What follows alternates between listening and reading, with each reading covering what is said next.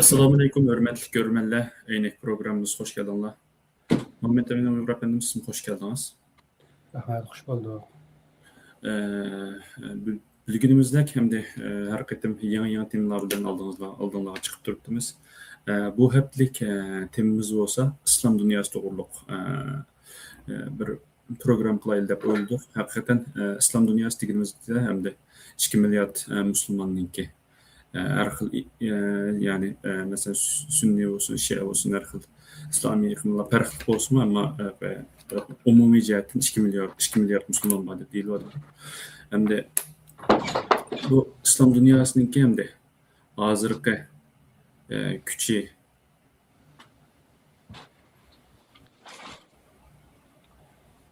Hoş. İslam dünyasının ki hazırki coğrafyalık formu küçüğü qanchalik shu to'g'riliq bir umumiy bir tushuncha berasiz.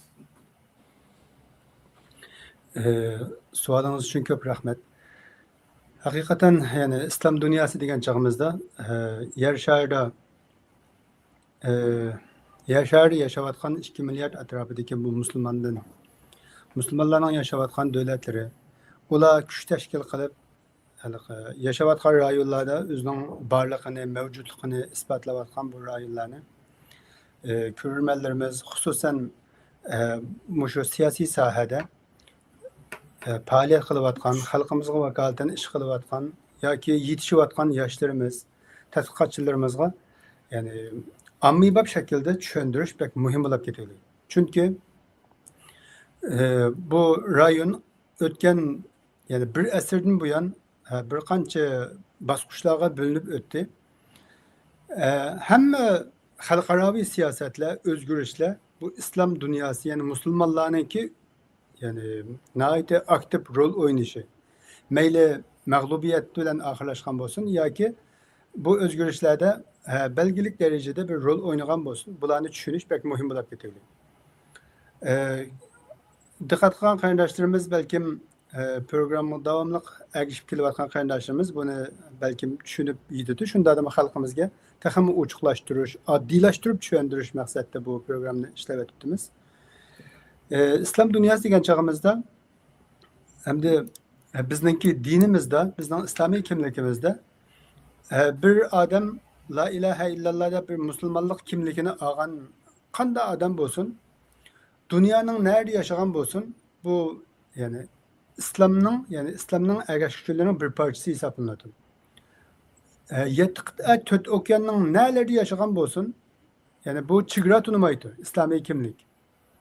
Muşunda bo'lsa ama bu coğrafya asasida Müslümanlarniki İslam tug'ilgandan tortib kunimizga qadar yani kuch tashkil qilib turib bir kuchni islom kimligiga tamsil qilib turib, vakillik qilib turib dunyoga o'zining mavjudligini tunutgan. Bu yerdagi yani Müslümanlarning raqibi bo'lgan madaniyatlarga islom madaniyati bilan o'zining borlig'ini, mavjudligini ko'rsatib turgan bir rayondan bir kütle, bir cemaatten yoki bir insanlar toplumundan gap qilyapmiz. Bunda bo'lgan ekan musulmonlar tarixda yani payg'ambar sallallohu alayhi vasallam Muhammad sallallohu alayhi vasallam hozirgi Saudiya Arabistonidagi Makka shahrida tug'ilib, o'sib yetilib, payg'ambarlik vahiysi qabul qilib buni dunyoga yaygan bu 1450 yil atrofida 1460 yil atrofida. Muşu tarixdan biri yani merkezleşken noktası insanlar öyleydi. Yani Mekke, Medine yoki Saudiya Arabiston deb. Ama yani tarixdan biri bu o'zgarib kelgan bu kütle, bu temsiliyet. Qanday desanglar payg'ambarimizningki xalifasi Abu Bakr Siddiq roziyallohu anhu, Umar roziyallohu anhu, Osman, Ali roziyallohu anhu kadar bu yani Müslümanlarınki siyasi idari organı Medine'de buldu. Ve tunca İslam devleti kurulup yoki Müslümanların bir İslami teşkili kurulup şekillengen Medine'de buldu. Onun mümkün Ali radıyallahu anh devirde bu paytaxt yani Irak tarafı yötkeldi. Demek Arap yerim arıdan Otur Şarkı'nınki bu Şimaliyak tarafıga doğru gitken hazırki Türkiye'ninki Janubiy Iroq bu taraflarda hozirgi aktiv siyosatlar bo'layotgan bu yerlarga yetkazgan bo'ldi. Nurg'un hodisalar bo'lib o'tgandan keyin bu poytaxt ya'ni siyosiy markaz hozirgi kunimizdagi Suriyaning poytaxti Damashqqa yetkazildi. Ya'ni Amaviylarning davrida. Abbasiylar davrida Bag'dodga qayta, ya'ni Iroqqa qaytib keldi, ammo boshqa bir shaharga, Bag'dod degan bir shahar ta'sis qilindi. Abbasiylarningki zamonida bu chaqda islomningki jug'rafiyasi bizning vatandan tortib ta ya'ni Shimoliy Afrikaningki eng g'arbiy qirg'oqlargacha yetib borganlik uchun bu yerdagi huquq markazi ya Bag'doddan yoki Damashqdan idora qilinayotgandan sirt hamma rayon o'zininki rayonisining iqtisodiy, siyosiy, askariy rayonlarini o'zi idora qilgan bir holatla shakllanishga boshladi. Bizningki tariximizda masalan Qaraxoniylarningki islomlashishi, O'rta Osiyoning islomlashishi tarixiga qarasaqmi, Abbasiya xilofatiningki unda askariy kuchi yoki idoriy nufuzi degan narsalarning bakroqnek aşağıdaki yerlik hakimiyetler, Qaraxoniylar, yenimizdeki G'aznaviylar, Seljuqiylar, bizning Türk Müslüman topluluklarınınki cemaatlerinin nüfuzunu kürvelişe buldu. Bu şunda özgürlük geldi. Günümüz gelgen çağda bu İslam dünyası hazır. Müslümanlar en köp oturaklaşkan yani nüfusu Müslümanlar bilen köpsallıkını teşkil kılgan. Yani Müslümanlar nüfusunun köpsallıkını teşkil kılgan devletler itibarı bilen hazır tahminen 60 etrafındaki devlet yani İslam devletleri yani Müslümanlar yaşayotgan devletler degan bunda itibarda sanılır. Bunu ben kayıta eskersem yani Amerika'da Müslümanlar var, Avrupa'da Müslümanlar var ama o yerde Müslümanlar yani gerçi bazı siyasetlerde aktif olsun ama köpsallık olmaganlık için Müslüman nüfus köpsallıkını egellagan devletler itibarı bilen hem de İslam dünyasının coğrafyası bu ötken 70 yıldan beri bulup mu 2. Dünya Savaşı'ndan keyin G'arbda günümüzdeki Marrakeş, Moritaniya, Senegal qatarıq devletlerden başlansa bu Janubda Somaliya, Yemen, hatta Hindistan hazır başka bir yani Hindi dini, Hindilarning o'zaldiği bir dini başka bir nimasi bo'lganligi uchun demokrat bir devlet bo'lganligi uchun İslam gerçi Müslümanlar uçakta köp sallıqdı 70 yılın aldıda. Hazır günümüzde az sallıqqa aylanıp kaldı. Şuna Hindistan'ın Müslümanlar devleti qatarı sanılmaydı. Şark'ta Endonezya ve Malezya'dan ibaret bu devletler. Demek Müslüman devletleri degan itibarda. Hatta O'rta Osiyodagi 5 cumhuriyetmi gerçi bunun tüzülmesi, kanunları, asasları İslami bo'lmasa mı ama Müslümanların köpsallığı devletin nüfusunu teşkil kılgan Müslümanların devletin nüfusunun köpsallığını teşkil kılganlığı itibarı bilen İslam devletleri qatarıga kirgizildi. Hem de İslam devletleri degan çağımızda bir hukumni yani körülmelerimiz inak aydınlaştırılışı gerek. Bu yerden yani şeriat tatbiq qilinayotgan devletler yoki Qur'oni Karim hakim bo'lgan devletler degan ma'noda emas bu. Demek Müslümanlar yani devlet nüfusunun köpsalligini teşkil kılgan devletler itibarı bilen bu tasnif bu sıralama şunday keladi.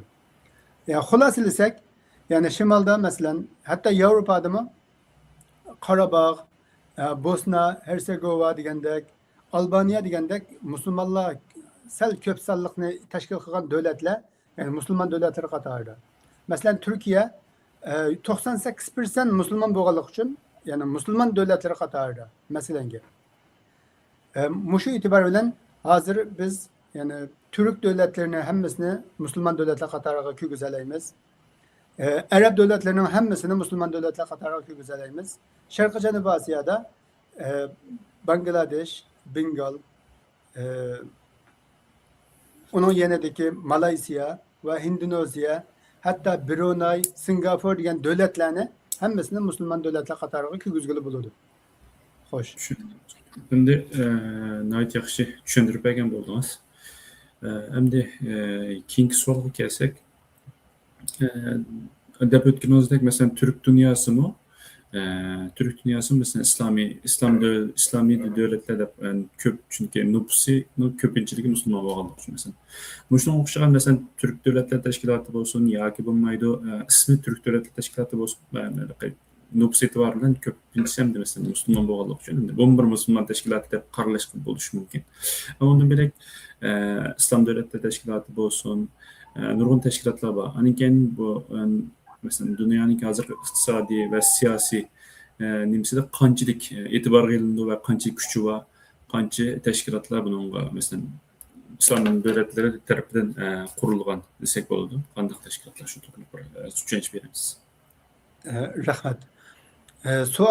Sualga mında bölüp durup cevap veriş mümkün. Aldı bilen yukarıda azrak dedik. Mesela Türkler teşkil kılgan devletler, yani Türkler Müslüman bolganlyk üçün köp sanlyk.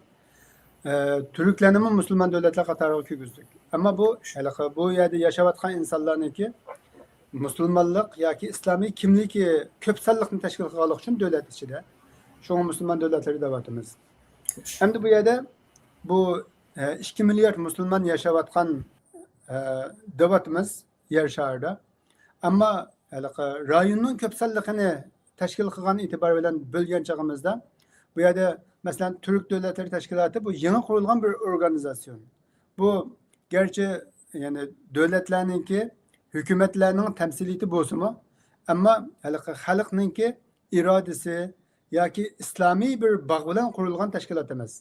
Türk teşkilatı degan gapdan chiqib turganki bu yerda yani ırk asasida, Türk milleti asasida kurulgan teşkilat degan ma'noda. Hem bunun karşısında yani qarab baksak İslam dünyasıga bu yerda 22 Arap devletini bir arada tutup durgan gerçi yani haqiqiy ma'nosida bo'lmasa ama isim bilen bo'lsa bir arada tutup durgan bir teşkilat var. Bu bo'lsa yani Arapça El Camiatul Arabiye deb aktif qo'llanyapti. Yani Arap devletleri birleşmesi. Bu 22 devletke mesela bay deganimizdek G'arbda Moritaniya, Marrakeş'ten ta İran'dan çevresiga kelib bo'lguncha Arap devletlerining hammasi a'zo. Bunun içinde Palestin bir devlet qatorida, Somaliya, bu Şimal Afrika'daki en siyasette aktif Algeriya, Tunis, Libya, Mısır qatorliq devletlermi bu teşkilatta aktif rol oynayatıdı. O'rta Sharqninki kriz en qaynayotgan şu Suriye, Irak 15 yıldan beri en qalaymagan rayon O'rta Sharq. O'rta Sharqning qalbi, yani merkezi. Suriye, Irak, Livan, Palestin qatorliq bu krizisning en merkezi olan devletlermi bu Arap birleşme, Arap devletleri birleşmesinin içinde. Demek bu yerde Türk devletleri birleşmesi Türk milleti asasında, yani millet asasında kurulgan bir teşkilat. Yani İslami kimlik asasında emas. Bunun karşısında yani Arap devletleri, yani Araplar temsil kılıvatkan devletler birlikte 22 devletine bir arağa ekip durup bir birlikini kurulu. Hem de bu Türk devletlerinin Arap devletlerinin üstünde yine Taşkı İşler Ministerlikleri yoki hükümet temsiliyeti güçlük boğan yeni bir teşkilat var. İntayın mühim. Halkarada Birleşken Devletler Teşkilatı'nın kapkası ikinci çoğun yani nüfus temsili yani vekillik kılıdığın nüfus itibarı bilen ikinci çoğun teşkilat deyildiğin İslam İşbirliği Teşkilatı var. İslam Hemkarlık Teşkilatı Uygurca atalgısı. İslam Hemkarlık Teşkilatı da 57 devlet bunun içinde Malezya, Endonezya, Brunei, Singapur, Katarlık, Şarkı Canubi Asya'daki Müslüman ahalisi köp devletler mi var? Orta Asya'daki gerçi hakimiyetine baydıdık ko. Nüfusu köp sallık Müslüman boğallıkla itibarıyla Müslüman devletleri devatimizde. Bu devletler mi var? Afrika'daki nurgun devletler var. Bosniya, Karabağ diyen devletler mi var bunun içinde? Türkiye, Azerbaycan tabii ki var. Hem de bu itibarla bilen şu 2 milyon Müslümanın köp sallıkını teşkil kılgan rayonlarının hemmesi taşkı işleri, şu devletinin taşkı siyasetleri temsil kılıdığan özara İslam dünyasında ya ki İslam ümmetinin içinde çok bir kriz yüz verse bunu ortak hal kılış için bu yerde İslam Hemkarlık Teşkilatı oturuğa çıkılır. İslam Hemkarlık Teşkilatı'nın oturgu çıkış sebepleri intayın mühim bir mesele. Palestin'deki şu Mescid-i Aksa İsrail tarafından köydürülüp 1967'de çoğun bir işler bulup gitti. Arap devletleri hemmesi birleşip, yukarı gibi olan Arap devletleri birleşip, İsrail'e karşı uğruş açıp, ahırda yığılıp toxtadı. Bu Arap devletleri çok uğruştu, yığıldı. Hatta mağlubiyetle aklaşkan bir uğruşun oldu.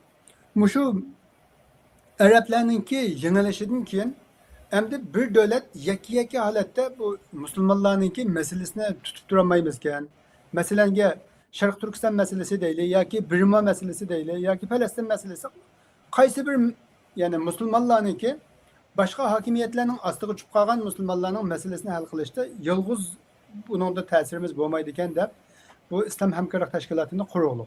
1967'de 1971 yılları bu teşkilatın kuruluşu. Bular her yılı bir katım yani bütün şu a'za devletlerinki Tashqi ishlar ministri bir araya kelib İslam dünyasında yani Müslümanlar dünyasında en aktif meseleler qaysi. Bu krizlerni qanday hal qilamiz? Şu temalarda stratejik yig'inlarni ep bordi. Demek bu mu? Yukarı mı deganimizdek BM'ni qilib qolsa, rasmiy hukumatlar temsiliyatida kuchi bo'lgan, nufuzi bo'lgan yoki vakillik qiladigan xalqi ko'p bo'lgan bir tashkilot e'tibori bilan İslam Hemkarlık Teşkilatı Müslümanlar dünyasida en yani mühim bir teşkilatlar qatoridan deyishga bo'ladi. Ko'pdan ko'p rahmat. Hamda biz hozirgi iqtisodiy siyosiy kuchlarning biri degan bo'ldingiz. Unda bo'lsa men hozirgi Turkiyaninki boya deb o'tganimizdek bir nima liberal bir davlat bo'lsinmi, ya'ni demokratik bir davlat bo'lsinmi, ismi bilan islomiy bir davlat bo'lmagan taqdirda deganimizdek 98% odam musulmon bo'lganligi uchun buning bir to'xtalib o'tishni to'g'ri deb o'yladim. Endi Turkiyaniki hozirgi islom dunyosidagi berayotgan ta'siri, kuchi harbiy jihatdan bo'lsin yoki iqtisodiy jihatdan bo'lsin qanchalik shu to'g'riliq bir tushuncha beramiz. Bo'ladi, rahmat. Endi yuqorida coğrafiyalarni azroq tushungan bo'ldik.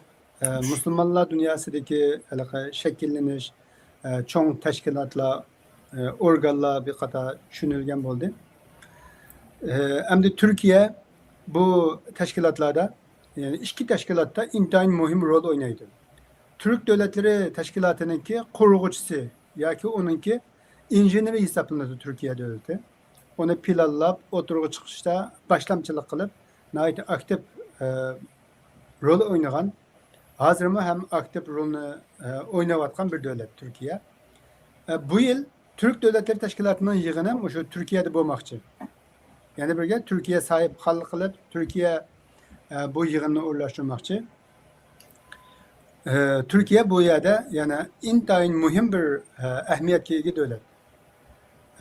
İkinci birisi Türkiye İslam Hemkarlık Teşkilatı'da mı intayin aktif bir devlet.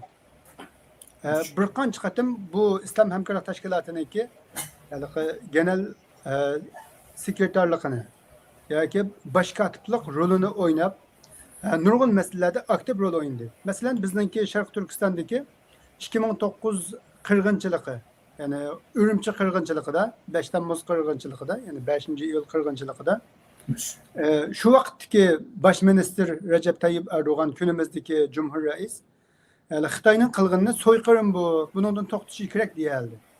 Shu zamonning o'zida Akmaliddin Ihsonoğlu degan kishi İslam Hemkarlık Teşkilatı'ningki baş katip edi. O mu İslam Hemkarlık Teşkilatı'nınki baş katiplik salayeti bilen durup Xitoyning bu zulmini biz inkar qilamiz.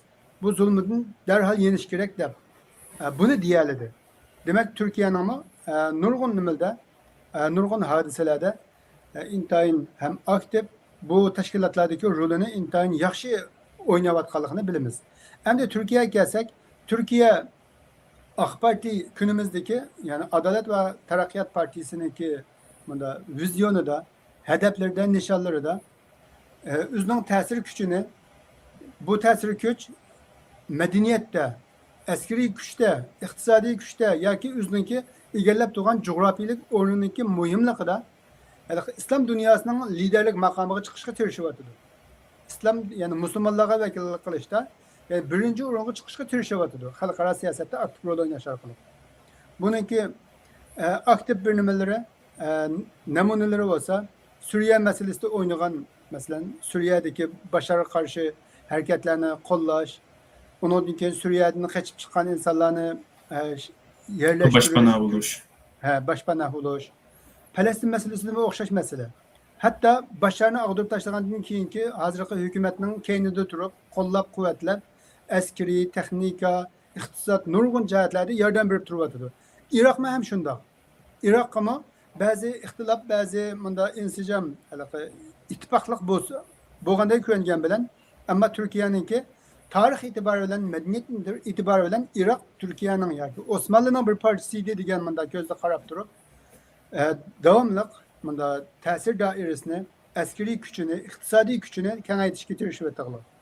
Turkiya yana o'zininki shu yaqinqi zamonda bo'lib 10 yildan beri taraqqiy qildirayotgan havo mudofaa kuchlari, qurollari, yenik sanoatdagi havo mudofaa qurollari, o'q-dori mushu sohalarda yana Türk dunyosiga boshlamchilik qilyapti. Hatto butun İslam dünyasidagi, bütün Müslümanlar yaşayotgan davlatlardagi kuchga qolgan chog'da Turkiya buningda o'zi boshlamchilik qilib, texnik jihatini tuting yoki diplomasiya ishlarini idora qiling. Bu masalalarda hal qilishda yoki sorun hozirlang, hammasida Turkiya intayin aktiv rol o'ynayapti. San spirlarga kirsak, vaqt uzab ketganlik uchun shunda bir tushuntirib to'xtaylik. Yig'inchoqlagan chog'imizda Turkiya yana yani Pakistan'daki, Hindistan'daki devletler bilen mi? Pakistan bilen Hindistan mesela tarihi bir tokunuş içinde.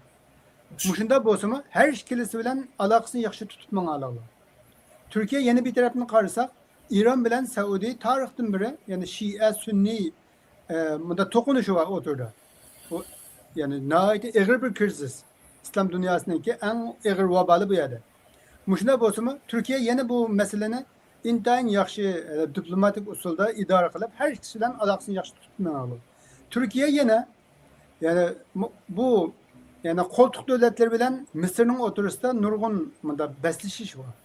Bu güç talışış, nüfuz talışış işleri var. Bunun hemmesi karmay her ikisinden alakasını intayin yaxşı terakki kıldırıp gidiyordu. Türkiye yine Şimali Afrika'daki yani Algeriya, Libya, Katarlık bu devletlerle alakasını intayin güçlük tutuyordu. Demek tarihte Osmanlı bulanı harbiy güçle, nüfuz bilen, askeri nüfuzlar bilen idare kılgan bolsa, günümüzde gerçi yani her hudutları, devletninki sınır, çigraları ayrımda görünsün ama şu devletninki idare kılgıçları, siyasi partileri ya ki şu devletin içinde aktif rol oynayotgan aktörlerin hemmesi bilen nahayet yaxşı yani alakasını saklap demek Müslümanlar yaşayotgan rayonun hemmesi özünün tesiri, özünün nüfuzunu kürgüzüşke tirişiyotgan bir devlet Türkiye. Rahmet. Hem de bu Türkiye to'g'riliqni yaxshi to'xtalib bergan bo'ldingiz. Hem de oxirgi bir savolimiz bilan bu programmamizni oyoqlashtirsak. Yani keyin bu İslam dünyasida to'q 2 milliard musulmonda to'q masalan bizniki Sharq Turkistonning menimcha 99% musulmon deb qarayman, hatta 100% deb qarayman. Bu bizning Sharq Turkistonninki jo'grafiyalik o'rni hozir İslam dunyosiga olib kelgan ta'sir kuchi demaylik-da, qanchalik qaysi nima qila olamiz, ahamiyati bu to'g'riliq so'zlab beramiz. Tashlab qolgandek bo'lgan taqdirda. Bu sual intayin bek muhim bo'ldi. Programdaki cenim şu sualına cevabı buluşu mümkün. Şarkı Türkistan yani şu İslam dünya yani İslam dini oturuğa çıkıp 100 yıldan keyin ahalisi İslamlaşığa başlagan.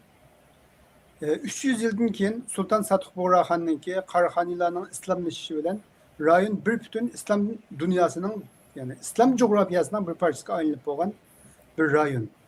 Şuna siz mi deysiz? 90% hatta 100% digili buluşu mümkün. Ahalisi Müslüman deysiz. Agarda bizning Sharq Turkiston mustaqil bir hokimiyatimiz bo'lgan bo'lsa, hech qanday shaksiz islom davlati degan nom berildi bizning vatanga. Tarixdan biri bütün yani İslam dünyasından çıkan coğrafiyashunoslar, siyosatshunoslar yoki tarixshunos olimlarning hammasining kitaplarga kirgizgan ma'lumotlarga qaraydigan bo'lsak, qaytib berib, hammasi bizning Qashqa, Xotan, Yarkand bu bizning muhim shaharlarimiz, hatto Turpanmi shuning ichida. Ya'ni musulmonlarningki intayin ahamiyatlik madaniyat markazi bo'lgan, siyasi merkez olan, muşunda intayin ayrılmaz bir parçası. Yani en mühim bir parçası ikenliki, İslam coğrafyasının ki en mühim korgalların birisi ikenlikini ta'kidlab kelgili. Bu yerde onluğun, yüzlügen kitapla Şarkı Türkistan'daki İslam dünyasının şarkı korgunu deydi. Korgan degen bilimiz go, Çigra'nınki en yakıska korutkan. Mesela Xitay'nınki asli bizning Çigra'yımız 8. sefili desek, şu Sadduçin sefili. Bu sefil mesela bizden Çigra'yımız. İslam'ınki şarktaki hududu Çigra'sı ne dese, yani Müslümanların hududu, şuya digili butu mesela. Şark Türkistan mı öte? Hem de Şark Türkistan muşunda ehemmiyetki igi ikellikine tarihten beri bunu bildik. Ama günümüzdeki coğrafiyelik siyasetlerde çoğu desek, yani bu yerde günümüzde mesela Amerika'nın nüfuzunu tekrar iktisat koridorlarına merkezleştiriyordu halkaradaki. Mesela Hormuz Boğazı'daki uğraşına hemimiz şahit olduk. Ötken programda şunu sözledik. Bu Paris koltuğu uğraşı devam ediyordu da İran, Amerika otoritesideki dokunuşlar. Onun başka İstanbul Bosporus Boğazı, Mısır'daki Süveyş kanalı, bu halkaradaki su yollarındaki kilit eğizleri, kiriş eğizleri bu kanalların ehemmiyetini sözlevatıdı insanlar. Ama Xitay bunun ehemmiyetiga dikkat kılış bilen tam şu boğazlardaki en mühim stratejilik portlarını setip eliş. Mesela Pakistan'daki Gwadar portunu setip eliş, Sri Lanka'nın portunu setip eliş, Laos, Katarlık devletlerindeki, Kamboçya, hatta Vietnam'daki en mühim deniz paraxot portlarını setip eliş. Hatta bunu Norvegiya, Şimali Avrupa'daki Finlandiya, Katarlık devletlerine bu numaralarını yüzlendirdi Xitay. Su yollarını igellaş, tedrici halette. Ama Xitay gap kılmasın, yani içi gitinip durup bu Orta Asya'ya kengayışki tirişivatıdır. Mesela poyuz yolunu Türkiye'ye ulap oldu hazır. Türkiye arkalık Avrupa'ya ulap oldu. Bu nimidigelik dese Xitay'nınki stratejisi de Orta Asya'nı özünün bazırga, özününki tesir başkuruş rayonuna nüfus dairesi kürgüzüşki tirişivatıdır. Ama bu yerdeki nüfus aslında Sovyet İttifakı'da. Hazır Sovyet İttifakı'nınki varisi olan Rusya'nın kulda köprak boğalık için Rusya'nın küzüki kalap asta tesirini küçeytivatıdır. Ama bu yerde Xitay bunun da ufuk kazını alamdı dese Amerika zaten Afganistan'ı işgal kılışıdaki sebebi şu idi. Yani Xitay'ınki bu Orta Asya'nı igellep gitiş, ya ki Orta Asya arkalık bu Orta Şark'ı kaymaçalık kılışının aldığını tutuş için 20 yıl Amerika Afganistan'da nurgun bedellerini tülüdü. Ahırda bu siyasetini özgertip nurgun kalemıgançılık oldu. Rayon stratejisi özgürlükler oldu. Ama bunun hemmesi mutlak Xitay'ınki bu rayonlarını igellişige yol açıldı digelikemez. Günümüzde mesela Taliban'ınki Xitay'a yakınlaşışı, Kazakistan, Kırgızistan degandek bizden kayındaş devletlerindeki Xitay bilen iktisadi, stratejik nurgun kilişimname, toxtamname tüzgellikiga qaraganda qilganimiz bilan bu yerda başka bir amil mi var? Bunu köz yummaslık gerek. O bolsa yani Müslüman dünyasındaki Orta Asya'ga, yani Orta Asya'nın ehemmiyeti itibarı bilen, coğrafiyalik ehemmiyeti itibarı bilen, nüfus, o yerde yaşayotgan Müslüman nüfusu, o yerdeki İslami kimlik, yoki medeniyet, kültür va temsiliyette yani xalqninki ko'p sonliqli musulmon bo'lish e'tibori bilan yana mesela Kuveyt, Saudiya qatorliq davlatlarning hatto boshqa nishonlari bo'lsa-mu, yani İran mesela hammasi sal qaramasdan O'rta Osiyoga aloqalarni yaxshilash, u yerga o'zining madaniyat, iqtisodiy hamma sohada nüfuzini kengaytirishga tirishayotganligini ko'ryapmiz. Turkiya buningki eng tipik misoli masalan. Turkiyami o'ziniki yani ta'sir doirasini O'rta Osiyoga taxminbak bunda yıldız tatqizish uchun tirishayotganiga o'xshash Qatar, Kuvayt qatorliq davlatlarmi O'rta Osiyodagi Qirg'iziston, Qozog'iston, Tojikiston qatorliq davlatlar bilan tadrijiy palla-mupalla bu yer bilan aloqasini kuchaytirish orqali masalan yordam berish orqali hatto iqtisodiy yordamlarni berish orqali xalqni bu yerga bog'layotdi. Bu yerdagi xalqni bog'lash deganimiz, ya'ni bizningki shu islom dunyosi bilan bo'lgan beg'imizningki yiqilishi, bizning Sharq Turkistonliklarniki rayon jug'rofiylik ahamiyati e'tibori bilan xalqarodagi geostrategik makoni yoki turayotgan o'rni e'tibori bilan vatanimizningki naqadar muhimligini buni ko'rib olishga bo'ladi. Ikkinchi bir nuqtani aytgan chog'imizda, ya'ni O'rta Osiyo ichidami Qozog'iston bitki neft tabiiy gazga intayin boy davlat. Nüfus az, jug'rofiylik o'rni kengri, tabiiy boyligi ko'p. Ammo bizning vatanninki Qozog'istondan ko'p. Taklamakandan chiqayotgan neft tabiiy gazlar, Junqor o'ymanligidan chiqayotgan shimoldagi Qarmayo, Shayxanzaldan chiqayotgan bu neft, tabiiy gaz, undan boshqa qizilma boyliqlar ham kunimizdagi Amerika va Yevropa bütün cho'ng kuchlarniki eng markaziy nuqtasi hozir nadir ilminatlar, ya'ni kam uchraydigan yer zamindan chiqayotgan moddalar. To'ppa, seyrek to'ppa. Bu qimmat baholiq ximiyalik ilminatlarningki qimmati oshgan siri bizning vatanimizning qimmati eshyapti. Vatanimizningki cho'llari, tog'lari hamma narsa hozir pul. Xitoyga nisbatan buningki ne kadar muhimligini Xitoy qanchalik bilib, shunchalik bizga zulm qilib, bizni masalan ya eritib tugutish, ya sulab shunda zulm qilib tugutish yoki kültürel, yani medeniyet cihetten medeniyetimizni yo'q qilish orqali, kimligimizni tandirish orqali bu nimani yo'qotish hadafiga yetishga tirishayotganga o'xshash. Buni kuzatayotgan yani Türk devletleri var, bunu kuzatayotgan Arap devletleri var. Demek Xitoy nega chapiralaydi?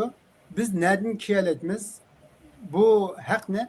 Biz alammasaqmı en azından bu rayonun ehli, yani Sharq Turkistonliklar kelgusida qanday alaydi deganni o'ylaydigan nurg'un mutafakkirlar var. Nurg'un siyosatchilar var.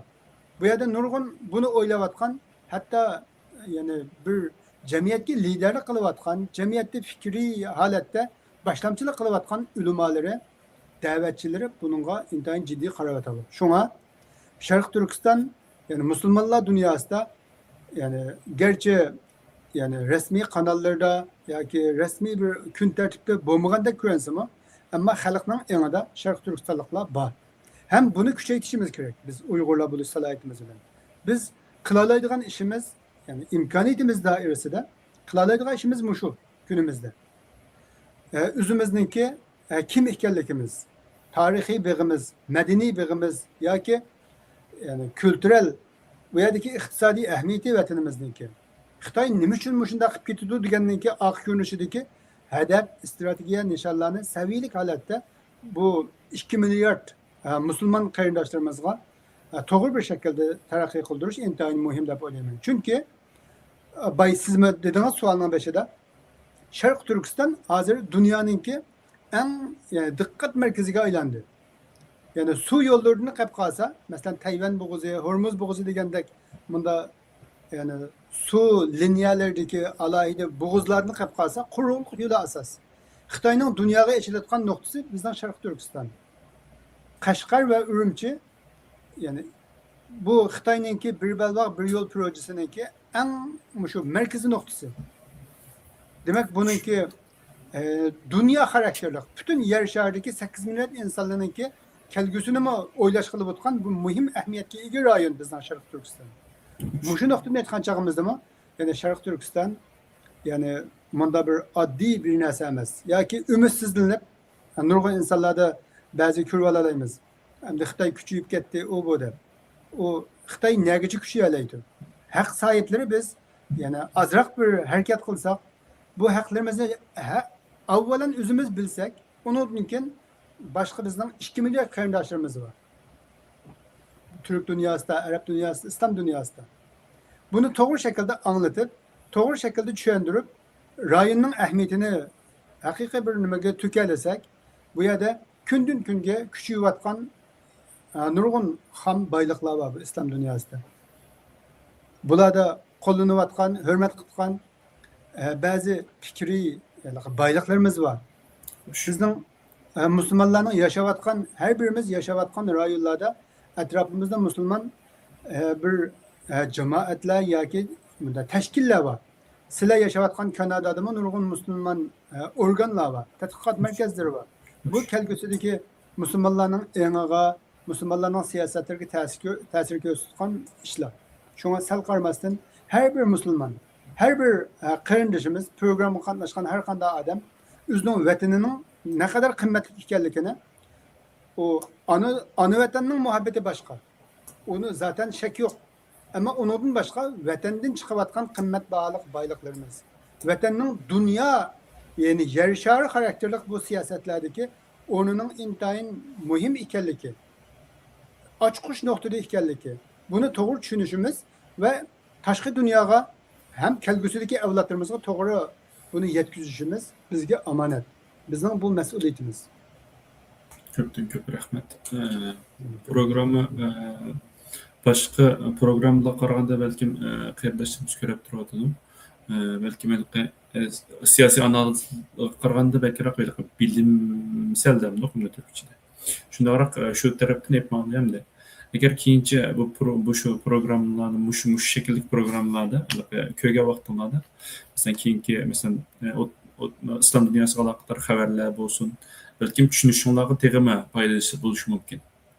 Belki ayacılandırması mümkün ama sizlerinki biliş dairələr yoki keyinki mesela xəbər oxusanlar bolsun yoki başqa maqallarni oxuyan vaxtlarda belki tegime yaxşı düşünüşünləri paylaşıp buluş mümkün.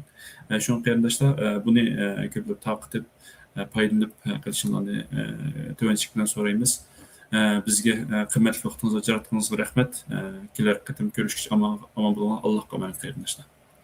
Sizga ko'p rahmat.